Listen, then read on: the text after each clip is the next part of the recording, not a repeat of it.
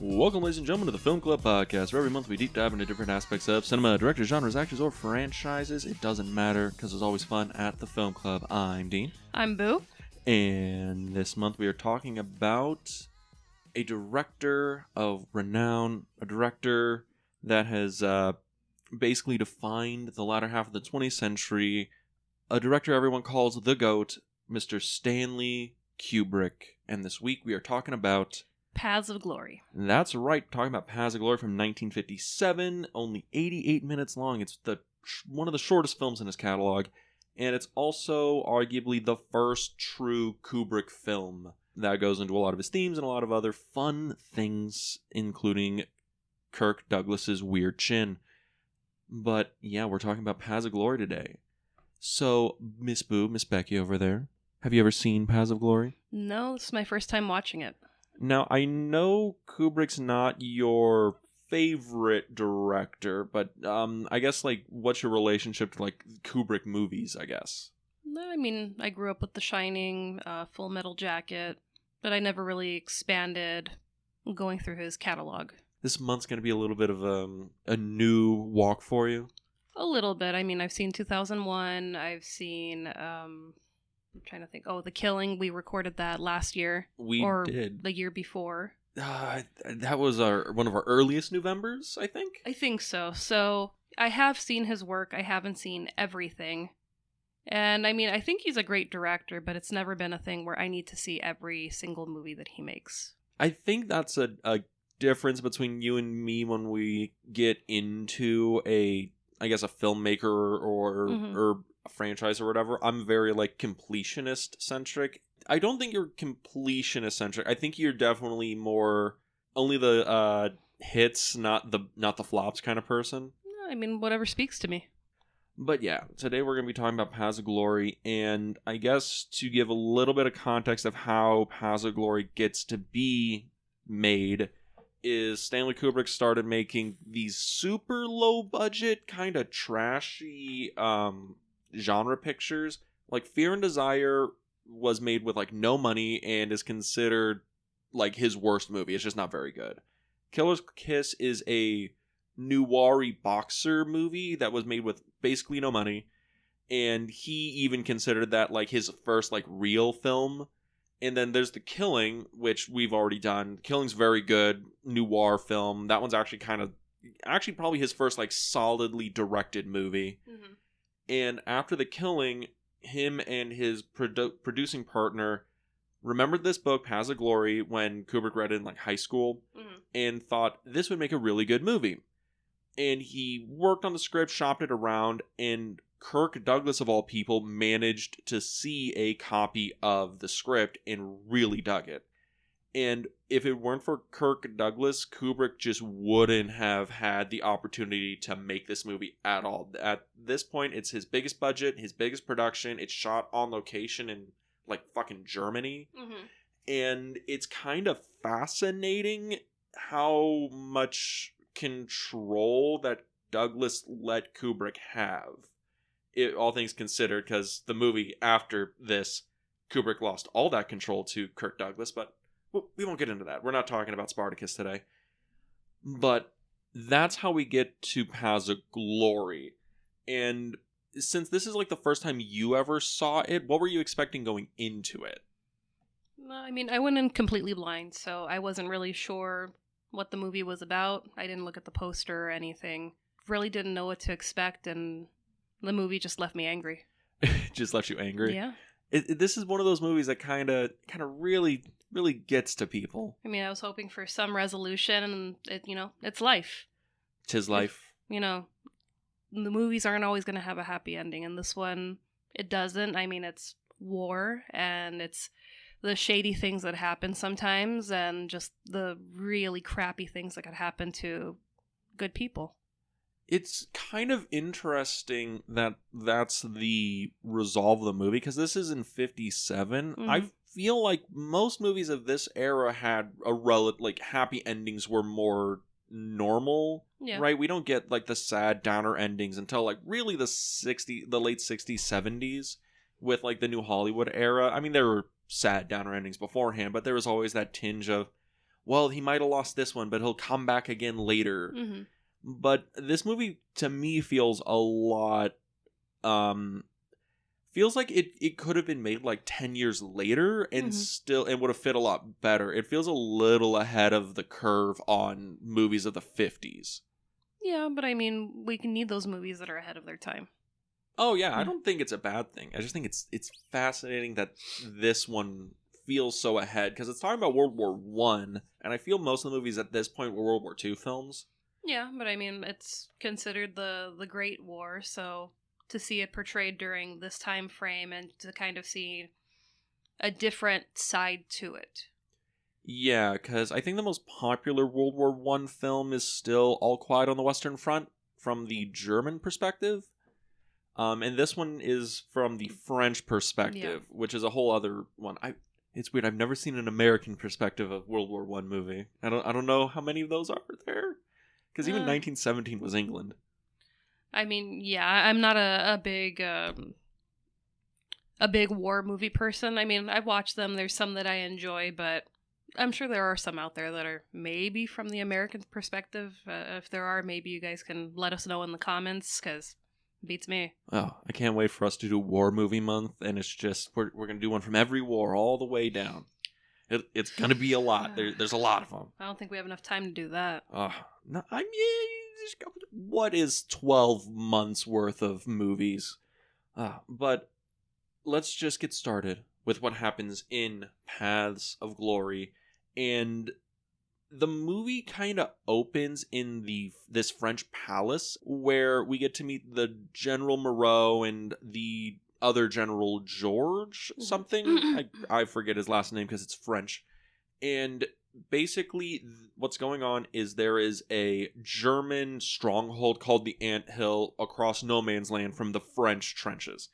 And Moreau has been tasked with taking the anthill any means necessary, send as many men as you want where you need to take the anthill, vital positioning.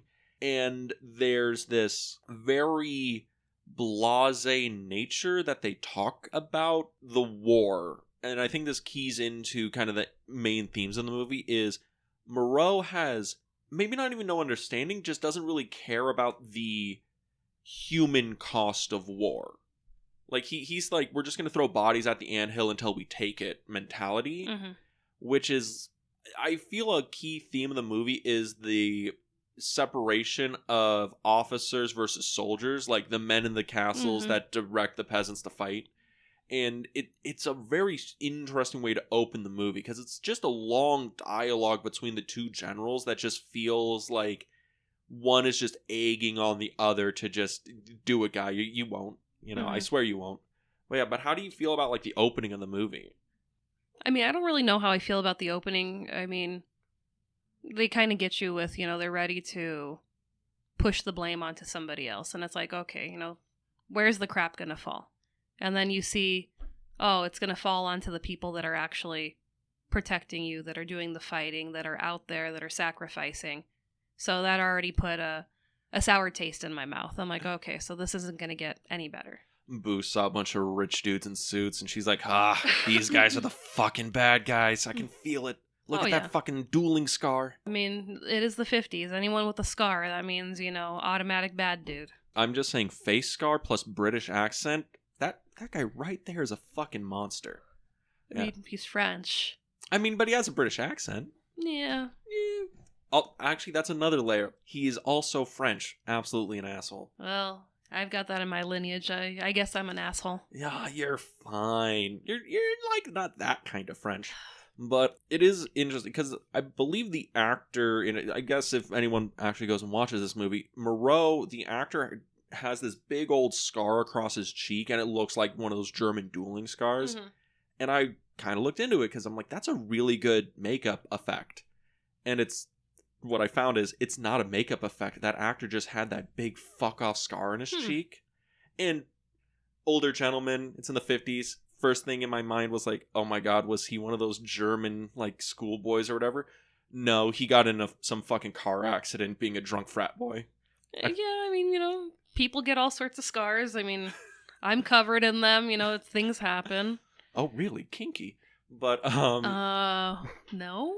it is just kind of like a weird, like, added character thing to him where it's like, it just feels like he's part of that level of, like, aristocracy that would have, like, dueling scars and would be like, I'm a lifelong soldier, but I've never been in, like, a trench or whatever. Mm-hmm. It's very particular. And it's a repeated theme that we've seen through many movies where, you have the higher up that doesn't really understand, the people that are making his life a lot easier. Mm-hmm. Keeping his hands clean so that, he can sit there and sip tea and be an asshole.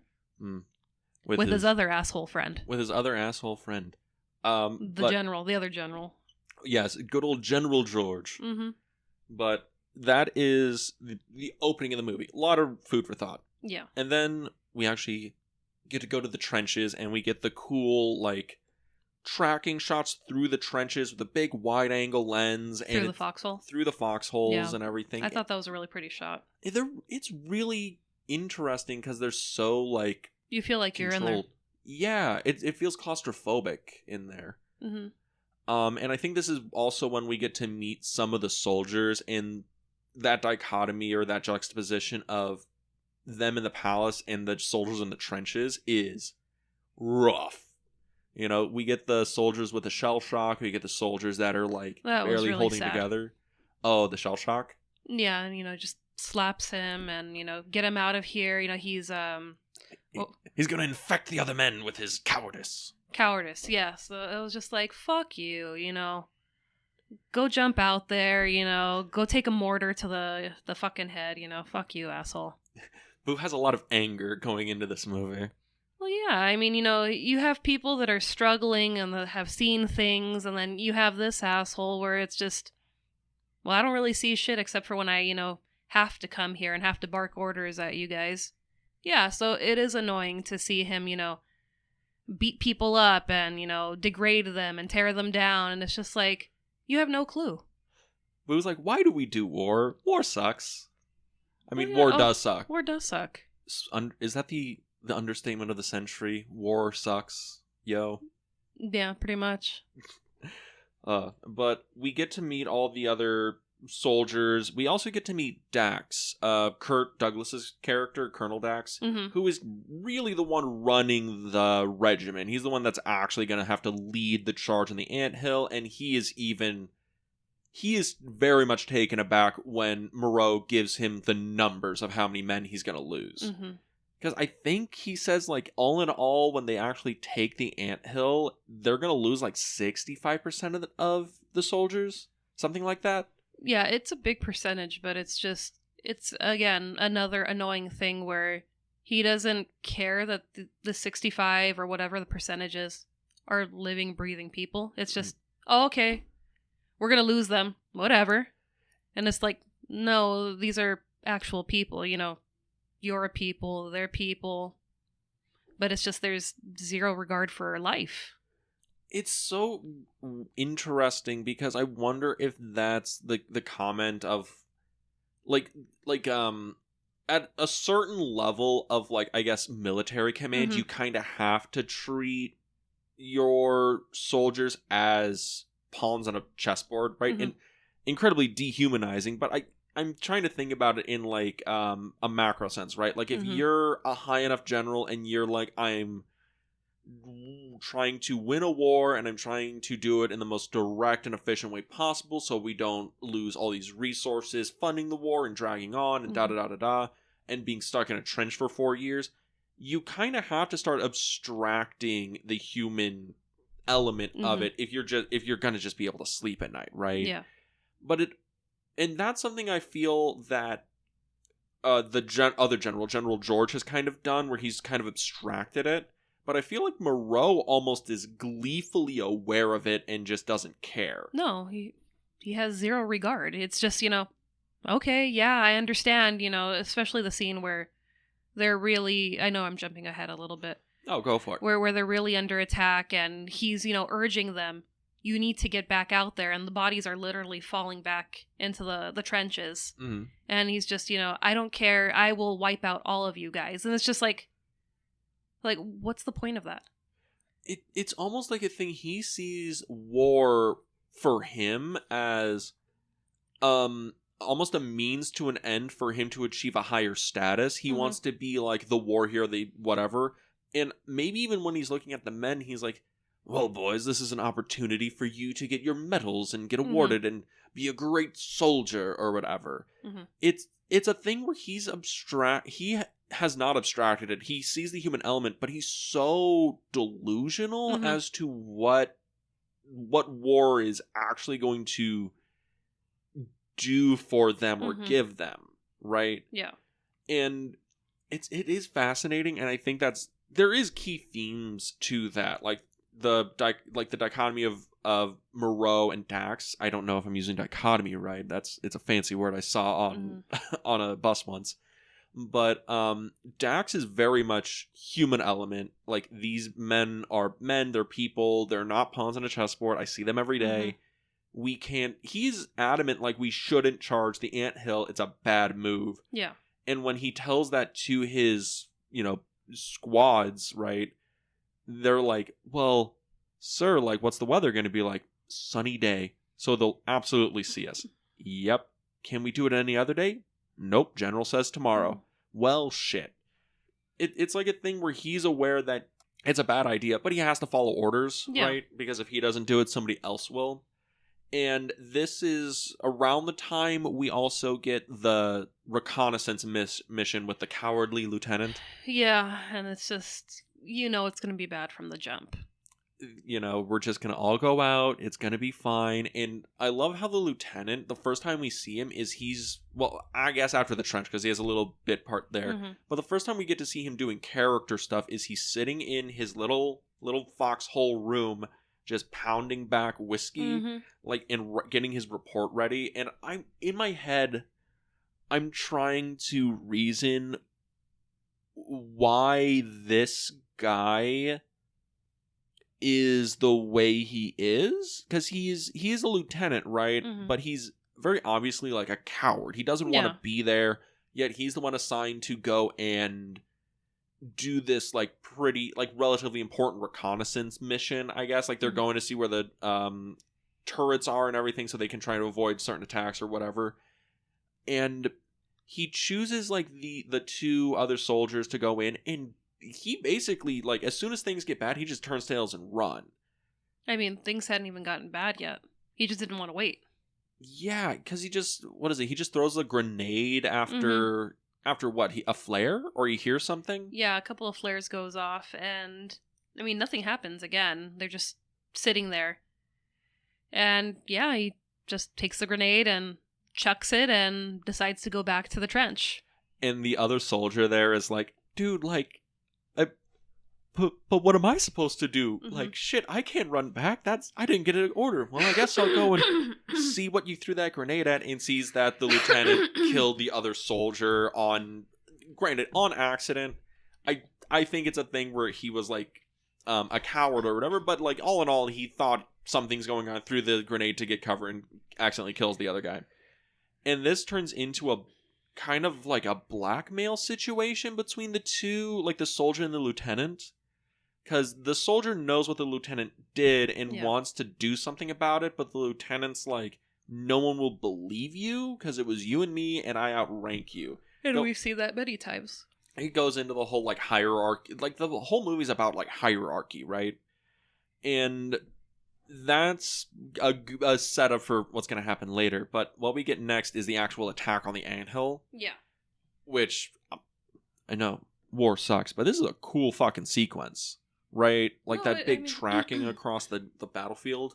It is, and it's scary, and, you're seeing people just drop left and right.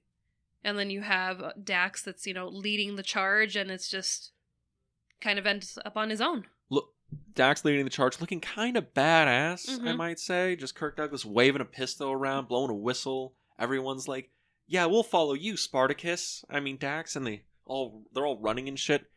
It's also just an impressive practical sequence, because all the explosions are going off, and there's all these bodies. There's so many people. They're falling over each other in a real wet, nasty, like, foxhole, bombed out, like like wasteland Yeah. that they're running through. And I think the part that really gets to me is because we're in this sequence for a minute, like, 5 minutes, whatever, 10 minutes. And Dax finally reaches, I guess, like the front of the line where he's able to stop and like, okay, I gotta take a rest, gonna re-center myself. And he sees, all the men around him are like dead. And he glances over the barricade and sees that he's still not even halfway to the goddamn anthill. And that's when we go back and we see what Moreau's doing. And Moreau is like, why the fuck haven't like C Company gotten out of the trenches? They're just chilling there. And this is where he does his like, maybe we bomb our own men to give them a little bit out of that foxhole, right? They're all gonna be killed for cowardice anyway. And that becomes a whole point of contention where like the bombardiers, the guys who are actually shooting the mortars, are just telling him to fuck off. Yeah. Because they're like, we're not going to fire on our own men unless unless you, the general, come down here and write the order down in person in front of me. And Moreau's like, no, I'm the fucking general. I can do whatever I want. Him thinking he's a lot more powerful than he really is. And the attack fails, and everyone has to retreat because, it was kind of an impossible mission anyway. Dax finally gets like back, and we just see that it's over. The battle's over. They've lost. Everyone's retreated. It's done. And it's kind of the reality of like that trench warfare where it would take so many bodies, so many men, so much death to move a mile at a time. I mean, you need people in the air too. You need, more weaponry. It's just a bunch of guys trying to run up this hill. It's not going to work. They're all going to get mowed down just like the majority of them did. Yeah, and I think that's the thing about World War I that is so, I guess, so strange to a modern perspective, I guess, especially in like film, where like World War II movies, it's like, oh, there's like all these battles that have been made into cinema and all these war movies that are like very action-packed and interesting and this and that. But most World War I movies that I've seen, right, and I guess I can say I haven't seen all that many, but the ones I have seen are very much in the realm of war is not an action movie. It is a living hell. And the absolute painstaking monotonous of having to just be in a trench and wait. Like it's the sad reality of like World War I, where you would be in a trench for like 3 years, and every maybe couple of days, couple of weeks, you would be sent over the line and charge the other guy to try and push him back 100 yards. And that's basically what that war was, and it's incredibly sad. And that's kind of what this shows, is they put all these men forward and they gained no ground. They just lost life. Yeah. But we get the aftermath of that. The real story of it, because Paths of Glory is a World War I movie. It's a war movie, but really it's a courtroom drama. Yeah, I mean, very short courtroom drama. Because, I mean, it's not like, oh God, why can't I think of the name of the movie? Jack Nicholson, Tom Cruise. Few Good Men. Few Good Men, where, a Great lot... movie, by the way. It is. Where that's really... There's more time to the trial. And this one, it's maybe like... I don't know, maybe like a 15-minute sequence? It's an 88-minute movie, so I guess 15 it'd be a healthy amount of the film. Yeah, so it's not like, your traditional movies like A Few Good Men where you really have a lot of time to sit here and to watch them go back and forth. This one is just... Or even like a To Kill a Mockingbird, where, right, there's a lot outside of it, but we're in the courtroom. Yeah, so this, it's like, they do give a healthy amount to it, but we are seeing the realities of what else is going on. Seeing the men die and seeing the men that are accused of being cowards, seeing them locked up and coming to terms with, am I going to be murdered or am I going to live to see another day? Yeah. This low-key, this movie kind of fucked me up, by the way. Yeah, it's screwed up. Yeah. But, yeah, this is kind of the fucked up thing about the movie, right? Because Moreau wants an example. He's like, I want 10 men from every regiment, and we're going to execute them for cowardice for failing to run the anthill. Dax is like, that's fucking stupid. Mm-hmm. We could never have taken the anthill, and you know that. Mm-hmm. And the General George is like, well, we don't want cowardice to set in, and I'm trying to be the mediator between an absolute bloodthirsty idiot and Kirk fucking Douglas. So we'll just, we need to figure it out. And it comes down to they're going to pick 3 men, one from every company, and put them on trial for cowardice, right? Because he wanted everybody. Yeah, he wanted like 100 people to be executed. And it's like, what is that going to do?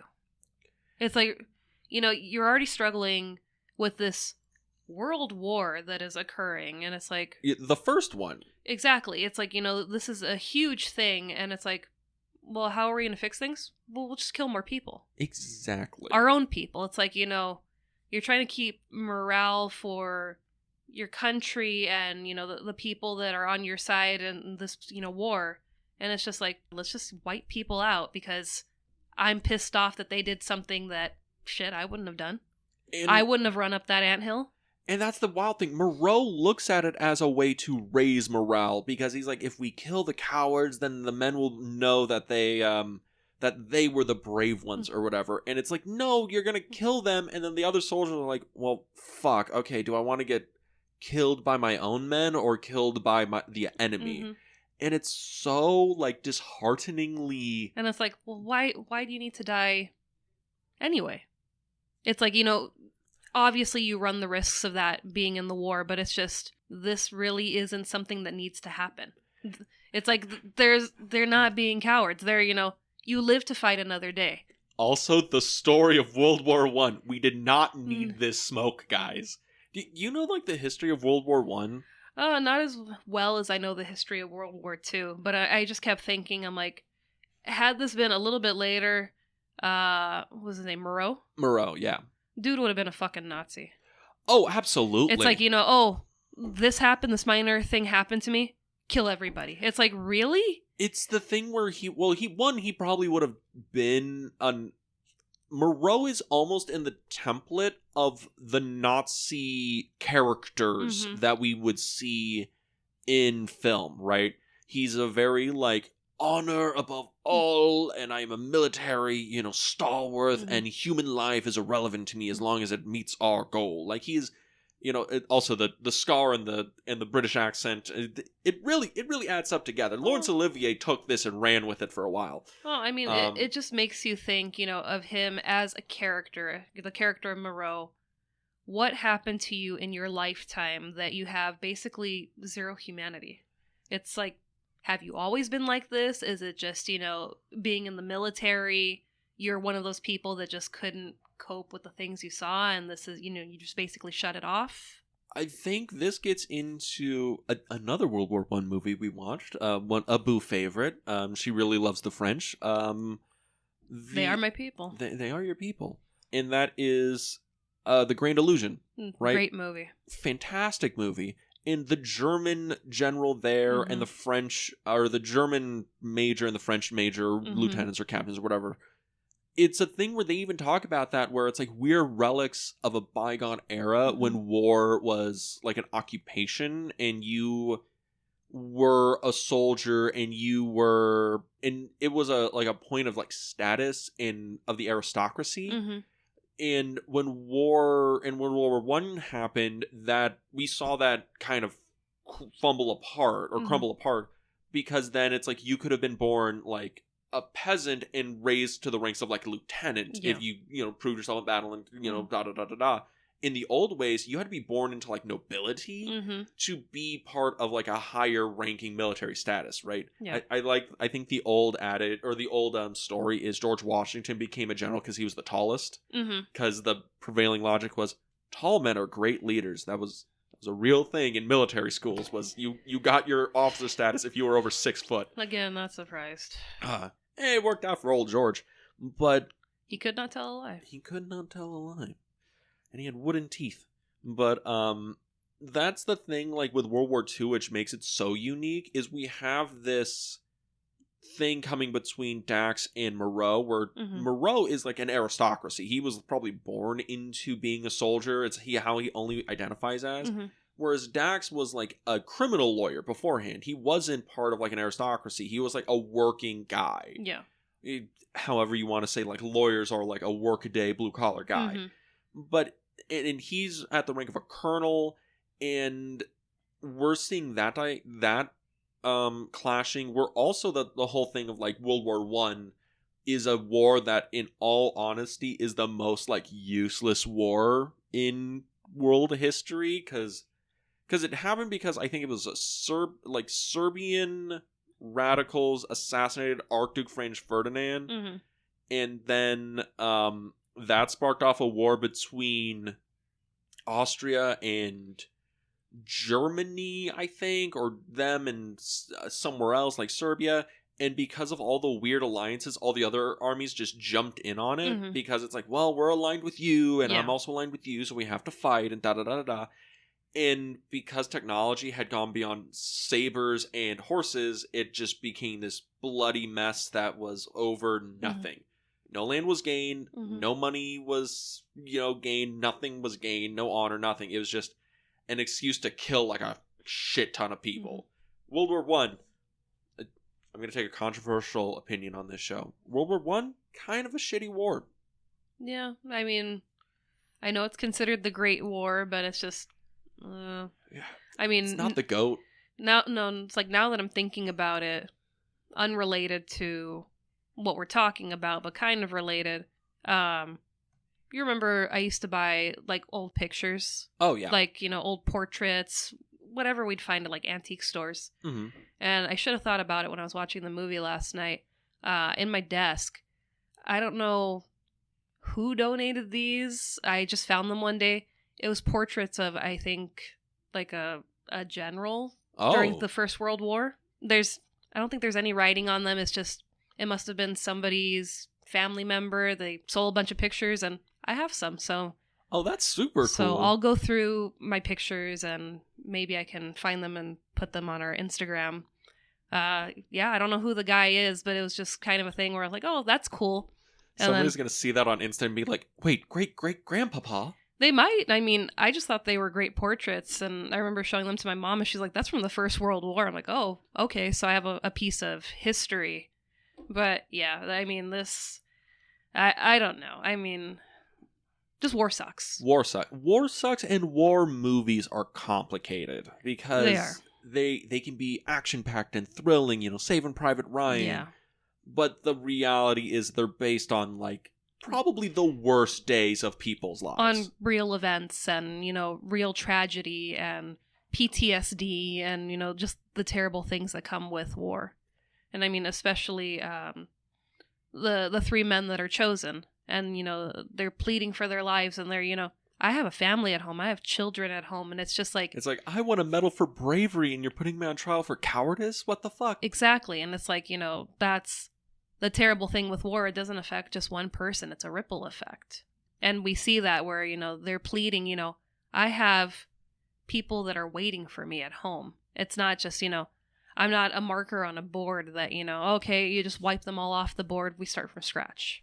Yeah, it's this movie makes people angry. Yes. But that we get to the trial section of it, and I think it's obvious at this point, it's a kangaroo court. Oh, yeah. Like, Dax isn't allowed to call witnesses, Dax isn't allowed to bring in crucial evidence. The court is basically like, we can just like hand wave this into execution phase, right? Like, do we have to be here all day? Right?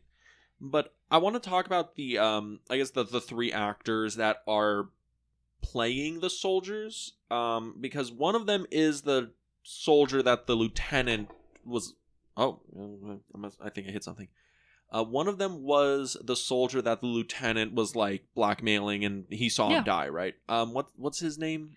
I think it's Paris. Paris. Oh, a French soldier named Paris. Yeah, perfect. Corporal Paris. Corporal Paris. He is basically chosen because he is...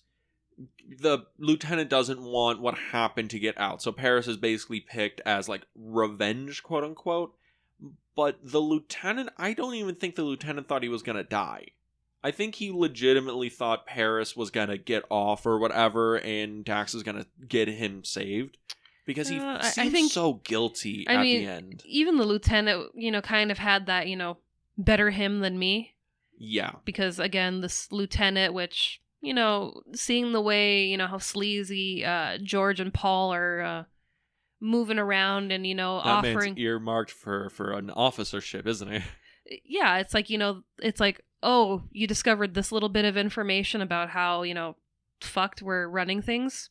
Okay, I'll give you a promotion. So it's like, it makes sense how this man would be promoted to lieutenant, even though, no, dude, you're so anxious and nervous, and you've got clearly an alcohol problem.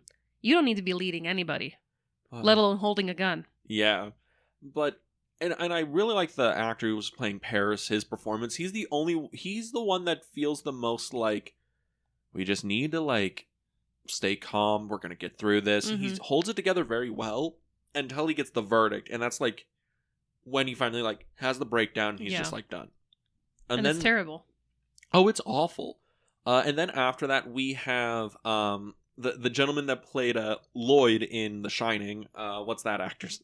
Joe Turkel. Joe Turkel, and he plays Private Pierre Arnaud. Private Pierre. Yes. Mm-hmm. And he is like incredibly angry about it. He's the one that won like the medal for bravery beforehand, and they picked him out of lots, right? Mm-hmm. Where it's just, I was picked at random. I shouldn't be here. Mm-mm. I'm a decorated soldier, and you're going to put me on trial for cowardice and kill me. And he's the most, like, angry about the whole situation. Yeah. You two would be a little peeved. Yeah, it's like, it's your screw up. You don't want to, take the L that, this was a really bad idea. People told me this was a bad idea. I still did my job, It's like, I still sent you guys out there. A lot of people died. I wanted to kill you all. And I just resolved to, we could kill 3 people. It's like, no. It's like, I'd be pissed off. It's like, no, go kill yourself. It's like, really? You're that pissed off that you're going to go kill innocent people? Like, yeah, it's like, don't take out the innocent people for what? And especially a decorated, soldier that clearly he's doing his job. Again, you go back, you retreat so you could fight another day. Yeah, any other day, the guy would have been, like, promoted to sergeant or something. Yeah. And it's also a thing where I really love his performance here because he really is getting that angry, that like frustration. He's like, we need to find a way out of here. We gotta escape. Dax isn't gonna come through. This is a kangaroo court. We're gonna die. Yeah. And he's the one that they have to like punch out to get to calm down. And he like cracks his skull, and he's like pretty much unconscious for like the last half of the movie, and they're still gonna execute him. Yeah, I mean, that was just... Yeah, we just strap him to a gurney and, we pinch him because he wants to see his eyes open. And it's just like, if this couldn't get more fucked, it's like, oh, okay. We're really, ramping it up. War being awful? No, but it's just like, this is already bad. It's like, how much more terrible can this man be? And it's like, oh. Pretty fucking bad. Yeah, it's like, okay, let's just, tie up his gurney to this post and let's just pinch you so he can see your eyes, whatever color your eyes were. It's like your beautiful blue eyes. Yeah, it's like, fuck that general. Yeah, Boo is gonna go to bed tonight and be like, fuck you, General Moreau. Fuck that guy. That was last night. Fuck that guy? Yeah, fuck that guy. Great actor, by the way. Yeah. Really embodied the performance of an asshole. Yeah. And then after that, we have the last soldier. He's played by Timothy Carey. I can't remember the character's name. There's a lot of French names that Dean can't remember. Private Maurice Ferreau. Good old Private Maurice. Yeah, I mean, he was hard to watch. I mean, just couldn't stop crying. Yeah. I mean, Paris, it took him a while to finally have the breakdown. Maurice was there the entire time, and it's just...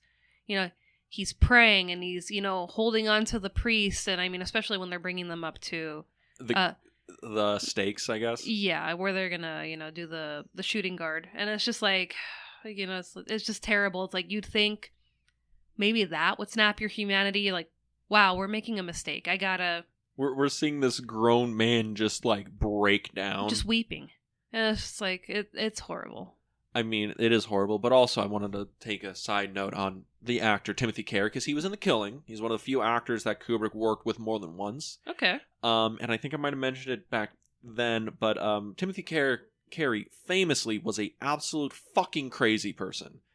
To the point where, you know, the scene where they're dragging him, where they're walking him up to the execution, and he's like grabbing onto the priest's arm, and he's crying and he's freaking out, and he goes and he's like shoves his hand in the priest's arm and like starts crying. Looks like he's biting him. Yeah, he was actually just biting the priest and having a fucking meltdown.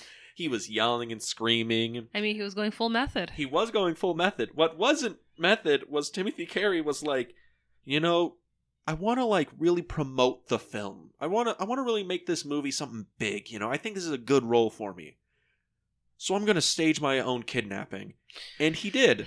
He staged his own kidnapping. He busted out the windows of his own hotel, got into a car and drove off and disappeared into the German countryside for like a weekend or a week or whatever. And they found him, and they found out that, no, I just wanted to promote the movie. Yeah, no one kidnapped. Yeah, it's fine. I wanted to promote the movie. I staged my own kidnapping. A man that was ahead of his time. Viral marketing. Exactly. But needless to say, Kubrick fired his ass after that. Yeah, I could see why. You know, you're a bit of a liability. A little bit of a live wire. Yeah. You know, and it doesn't stop there. Like they wanted him to be Luca Brasi in The Godfather. Wow. Yeah, like again, he was one of those guys where maybe like even in contemporaneously with like Marlon Brando, he was a guy that was really like methody. I mean, I guess we could describe him as he's like Nick Cage, if Nick Cage was actually fucking crazy. He has kind of the same weird live wire screen presence. No matter what he does is interesting. Yeah. But when they brought him in to play Luca Brasi, he was like, I walked in and I had a nice bouquet of roses ready to give to, you know, Francis. But when I got in there, I took a 38 revolver out of the roses and I shot all of them in there. He literally brought a loaded gun and fired it into the air during the rehearsal or during the audition. I can see how that would get you probably blacklisted from Hollywood. No, that may have worked until the fucking 80s, until he had a stroke. Huh. But yeah. 80s in Hollywood. Wild time. The best part. Here's the best part. After that, they were like, we can't have him on The Godfather. But they tried to get him back for Godfather Part 2. But he's like, sorry, I'm doing a TV show, the Timothy Carey Show, which is fucking insane.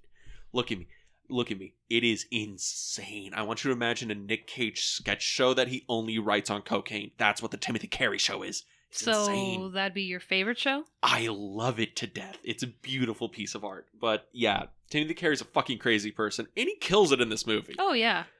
I know we're saying he's insane or whatever, but I mean, you're saying it. I'm just, you know, he was a thespian. I'm just sitting here listening, and I'm like, okay, well, sounds like he was method, but didn't understand when to pull the reins back on the method. He was the Jared Leto of his time. Oh God, I don't know why the Morbius poster just popped up in my mind. Oh God, have you been Morbius yet? Oh no, I refuse to watch it. Refuse to watch Morbius, the greatest movie of all time. The movie that was memed to hell so bad they brought it back into theaters for people to watch it. Yeah. Yeah, not into it. Not into old creepy Jared Leto. If I want to watch that, I'll just watch Suicide Squad. Oh God. I honestly enjoyed us going to see Suicide Squad because we were so excited. We were excited. It was a fun. We were naive. Date. Yes, we were young and naive and simple back then. Oh, like date night, Suicide Squad, and we're like, oh no. Why does Joker look like Florida Man? What's going on? Margot Robbie was like one of the best things out of that movie. She was the only good thing out of that movie. Well, I'm saying because the soundtrack was pretty good. Yeah, I think it's because the soundtrack actually had some nice needle drops in it of like, oh, cool, like I can dig the classic rock shit we're going for. It so has the Guardians vibe. Yeah, so I was like, killer soundtrack, Margot Robbie fucking rocked it as Harley Quinn. And it was just like, damn, what could have been? And then we get Barbie. And then we got a better Suicide Squad later, directed by James Gunn. I still need to watch it. Oh, you still do? Yeah, I haven't seen it yet, and then I know there's the show, right? I don't know if there's a Suicide Squad show, but there's a Peacemaker show with John Cena, and he was in Suicide Squad. Yeah, that's the one I'm thinking of. And I need to watch it because I love John Cena. Okay, again, we're still on this tangent. You still need to watch Ricky Stenicki. Okay. That is a great movie. You are not the only person to tell me to watch Dylan that. Dylan told you to watch it, and I said I backed up Dylan, who was on our Freddy Krueger and our Justice League episodes. Also, our The Stranger episode, but you wouldn't know because he was right. Because he was the mysterious stranger for that he Orson Welles movie. Yes, but yes, listen to me and Dylan. I know you don't listen to me. Listen to Dylan. I listen to you. Not much. We watch Vanderpump Rules now, and it took me. What, like 4 years to get you to finally cave and watch it, and it's now your favorite show? Up there with, what's his name? Timothy Carey? See, persistence is the key here. You gotta keep at it, kid. But, yeah. It's just because I'm a woman. You don't trust me. I trust you because you're a woman. Nah. Men lie. Women would never lie. Absolutely not. I've never seen a woman lie, ever. But, I'm sorry. But, yeah, John Cena, he's one of those actors that I think is really banking on the fact that he is actually just naturally funny and looks like John fucking Cena. Yeah. I'm still debating, if we ever meet him, do I want to get my copy of The Marine signed? Do you have a copy of The Marine? Oh yeah, I got that when it was brand new. I've been a John Cena fan since he first came to, was it SmackDown? I think it was Smack. He had the match with Angle, right? When Angle called out anyone out there can the red shorts, yeah, or the red the trunks. Yeah, because I was like, no, they weren't like Speedos. No, they were little trunks. But yeah, I've been a John Cena fan since then. Anyone else glad John Cena changed his look after that? That haircut was abysmal. No, you have to get John Cena to sign your copy of Ready to Rumble because he's one of the extras in that movie because he was training at I think the power plant or something. So he's in the movie. Well, then I need a copy of Ready to Rumble.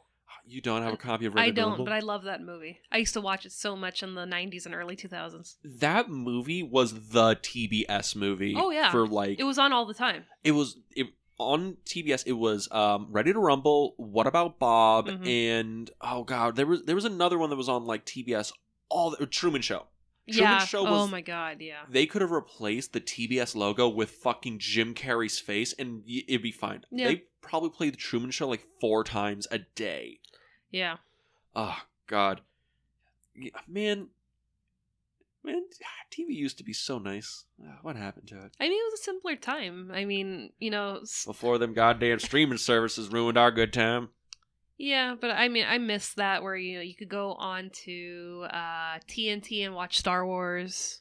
Oh, that's right. That's right. Oh, remember when AMC used to do like the Godfather trilogy marathon? I think they still do 24-hour Christmas Story on Christmas. Yes, that is one of my traditions. Christmas Eve, I will re-download TBS as a streaming service. And because it knocks you out like immediately. What is it? A TBS, you only exist one day out of the year in this podcast. Well, it kicks you out. It's one of those things where it's like you have to constantly relog yourself back in and the system just boots you out for whatever reason. That's something that happens with Showtime that pisses me right the fuck off. Well, I mean, Showtime's completely gone. Oh, is it gone? They completely got rid of their app. Yeah. Oh, God. So it was a thing where, now... Yeah, it's like I still have TBS on like my Fire Stick, but for Christmas Story, that is my New Year's Eve thing, or not, sorry, my Christmas Eve thing, where by a certain time in the night, I will get that started and it'll play over and over until I wake up the next morning and it's like, oh, it's Christmas. Hey, it's Christmas, Hey.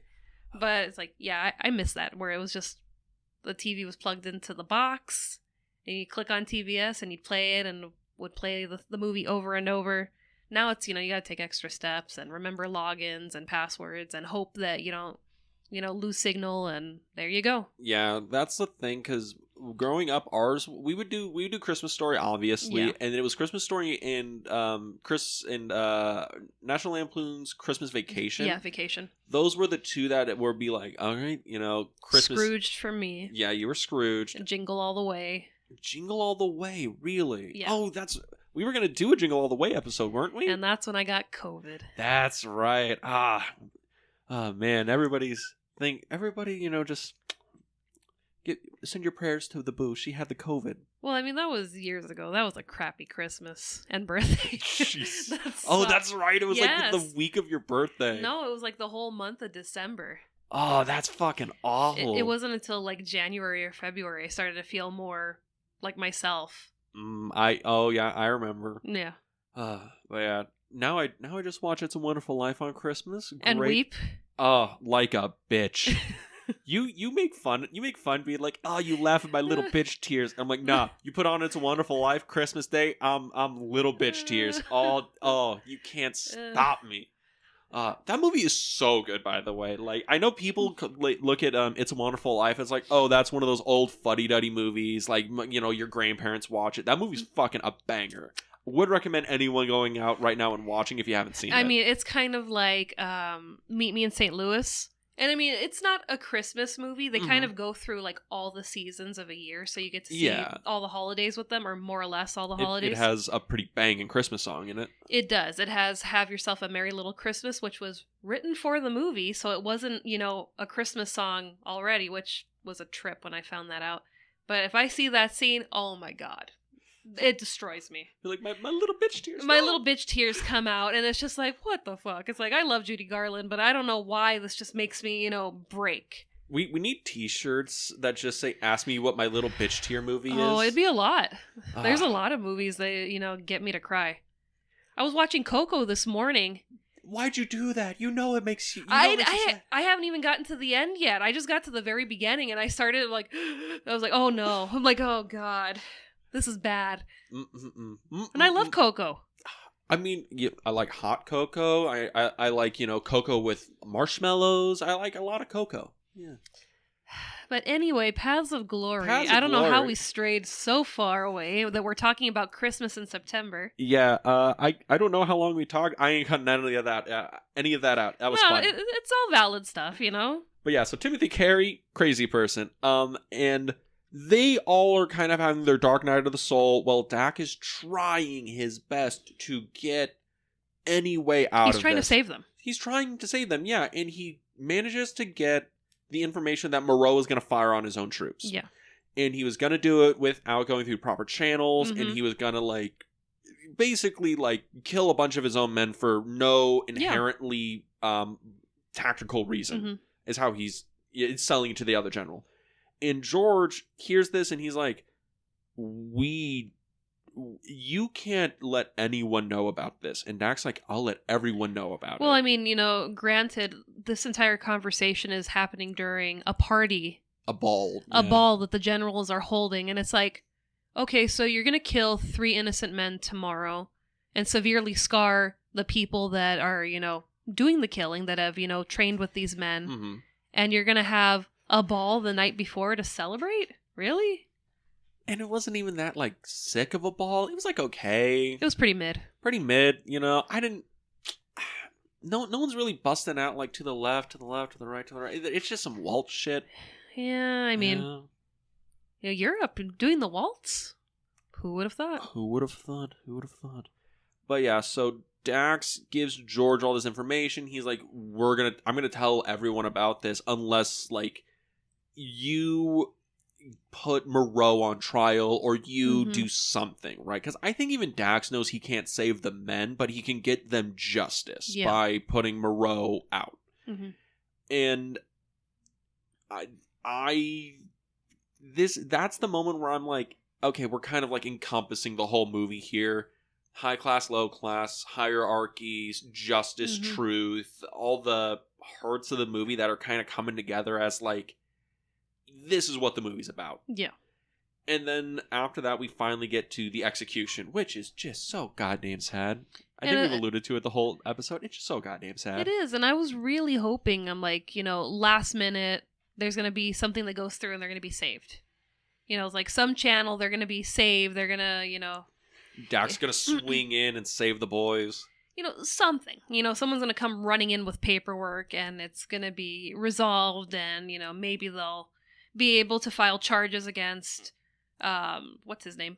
Paul, from Moreau. Yeah. File charges against him for, trying to kill his own men for really no reason. Yeah. And then, reality was like, no, fuck you. And then ends up killing them. And I was just like, oh my God. It's the thing, because in our heads, it's so hardwired of like, oh, it's the prison movie and they're about to pull the switch. Mm-hmm. And it's like, oh, the governor's on the line. Exactly.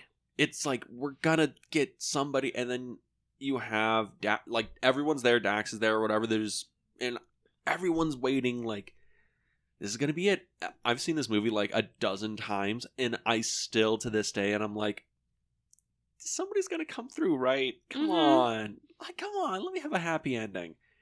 And it's not. They do the execution. Oh, I heard that. I think there's a bee in here. Or somebody's drinking out of their super cool Barbie cup. Sorry. But we get to see who has been basically forced to be in charge of the execution. And that's the cowardly lieutenant from before. And I think that was brilliant. A brilliant move. I love when he comes into Dax's... hovel, cabin, room. I mean, yeah, storage closet. It's pretty sad in there, but this is a sad time, so it makes sense. But I love that calls him in and he's just like, yeah, dude, I decided to elect you. I had to pick somebody, and I thought, why not? Yeah, you seem like a good guy for it. It's like, sir, I really don't want the job. Well, fucking sucks for you. Now get out there. And this is after Paris tells Dax about what happened with we went on this reconnaissance mission. He killed the other guy. He was going to kill me too. And then he tried to blackmail me into, keep it quiet. Keep it quiet and I'll change the report and I'll give you this. And so he's like, okay, fuck this guy. And I'm going to give him, basically the smoking gun in his hand. He has to be physically in charge of killing the man he's sentenced to death. So now he has to basically put his money where his mouth is. And this is the moment where it's so sad because the lieutenant is like petty and he wanted to be like hands off on it. And this is where I feel sorry for him because he tells Paris he's sorry, and Paris doesn't say anything, but even Paris looks like he might not forgive him, but he's like, it is what it is. And I feel so bad for all of them in that situation because I really think the lieutenant thought this will just scare him to keep quiet. He's going to get off. It's going to be a slap on the wrist. Dax is a great lawyer. Dax is a great leader. He'll get him through this. But it's like, his hands are already dirty because he killed the other soldier with a grenade. Yes. And it's like, didn't even go back to, make sure he was okay. Just, threw that grenade and ran. That's, okay, another level to this. That was an impersonal way of killing somebody, right? He threw a grenade in the dark. He didn't even know where he was, and we can argue that it was an accident, right? And now and when the attack happened, he was in the platoon that never went over the line, because he's like, it's too much. They're gonna kill us if we go over. We're not gonna go. And now he's basically forced to be the killer. Yeah. It's conceivable that we've never seen him intentionally kill anybody in the movie. Right? And he's the only one that we've seen, kill some, like, I guess, a named character. So it's like, Dax is forcing him to be the killer that he probably doesn't want to be. And it's karma. And yeah, he's giving him karma. He's going to scar his soul for what he's done. And it's so fucking sad. But we get the execution, and then we get like the aftermath where it's Moreau and the general and Dax, and they're all having the little breakfast in... Well, they're having the breakfast, and Dax has just been summoned to this breakfast to, get the word about Moreau. And we get some of the finest Kirk Douglas yelling acting in cinema, where Moreau finds out that he's going to be put on trial for basically attempting to fire on his own troops. And Dax set up the whole thing, and Moreau's like, this is impossible, but I want you to remember, George, that the man who stabbed in the back was always a soldier. And he walks out of the room. That's when you go, bitch, when? Bitch, when? God, I wish you were in, like, you were writing in these movies back then. You'd be hitting people with bitch when. Yeah. Fuck you. I would have tripped him coming out of the door. You'd have turned this into a slapstick comedy. With anger still. A lot of anger. Yeah. You know, a very hateful comedy, but it'd be funny, you know. But we get the George is telling Dax, you know, oh, you're gonna get promoted for this. You know, you played your cards right, getting Moreau down. You're gonna get, you know, what's coming to you. Yeah, he flipped it. And Dax is like, what the fuck are you talking about? Dax, the general is flabbergasted that Dax was legitimately just trying to do the right thing. Well, no, it's just, you know, he's completely gaslighting him. He's like, oh, you know, I knew you had it in you. You really wanted Moreau's job. You know, good boy. And it's like, no, I was trying to save these 3 men that were, you know, killed for no reason, essentially, and more men that were possibly on the chopping block because of an error he made. And it's, yeah, let's just wipe them all out. It's like, no, I'm on the right side. You're on the incredibly fuck side, you know. Yeah, you know, sell me your soul. I'll give you a promotion. Like, no, absolutely not. And Dax just loses it. And it's so good. Mm-hmm. It's such a good performance from Kirk Douglas here. Because, I mean, the entire time he's been very stoic and very stern. And even through that, you can see that he is genuinely trying to save these men, save his men. And this, I mean, he almost looks like a child, just like he's had it. He just can't hold in this tantrum. And it's like, so a well-earned tantrum because it is a horrible thing that's happening. It's so fucking good. Like, this scene is so, so strong. And you feel his pain. Yeah. And we finally get to, like, that's the aftermath. That's what's going to happen. We know, I guess, the quote-unquote good ending of this is Moreau's going to go to trial. He's going to get found guilty. Mm-hmm. He's going to be put to death or whatever. That makes you, you know, worry. Are they going to kill Dax? Right? What's going to happen with him? But we get the final scene or sequence. Yeah. Dax is heading back to his office or whatever, and he hears, oh, there's the men in the bar. He goes and takes a look. And inside are the men. They're having a raucous time. And then they bring out this, like, young German girl played who is Stanley Kubrick's wife. Yeah, they met during the making of this film. Ah. Yes, they were married shortly after this. You know, Stanley Kubrick, divorced twice, married 3 times, lived out 50 years with the last one. Sometimes third time's the charm. Third time's the charm. And brings her out. And they, you know, are egging her on, you know, sing a song. And she starts singing this German, like, folk song, I guess. It didn't sound familiar to me. It didn't to me, but I saw the effect it had on the soldiers, and I kind of looked into what it's about, and it's about, like, a soldier going off to war and coming home and all this stuff, and you see all the soldiers in the room quiet down, they start humming along, and they start, like, crying because they're longing for home, and it's that humanity moment of the film, and then the sergeant comes up and tells Dax, hey, we got to get the men back to the front. And Dax has that last thing of, like, give the men a few minutes, let them finish the song, and then we'll go. And that's, like, the end of the movie. Yeah. But that ending sequence is so, like, just raw human emotion of these guys are fighting out in war. The movie doesn't end with the war being over. No. It ends with them, like, returning to the front line. And it's like, how do you feel about that ending? Is it, like, supposed to be like a hopeful ending? No. Is it supposed to be like, you know, we're all still humans in this fight? Like, what kind of ending is supposed to be? No, I mean, it just, you know, it just kind of went with the theme of the movie where, you know, everything is shit right now. And it's like, even this nice moment where we were laughing and now we're crying and now we might be dying, you know, within hours, days, however long it takes to get back to the front lines. It's like there's no escaping this. It just felt very bleak. I see how it could be. I can see how it can be bleak. I think it might be a thing where I saw it as a little bit more of there's still humanity in them. You know, like we just saw a whole film of soldiers fighting and dying and killing, and we saw some humanity from the 3 soldiers of them in like their worst moments, and then they get executed. But the problem is not the soldiers having humanity, it's the people that are higher up that don't have the humanity. It's true, but we have Dax, who they go to, because he's going to be promoted to general, or they're working that out, and they're like, hey, we got to pull them back, and he's like, give him a few minutes. He as a leader still has that bit of humanity, and if he is I think it's a thing where the end of the movie is like, we need men like Dax. We need men who care about the little guys, right? We need guys who, if they're gonna lead, they can never forget that there are humans that are fighting this war.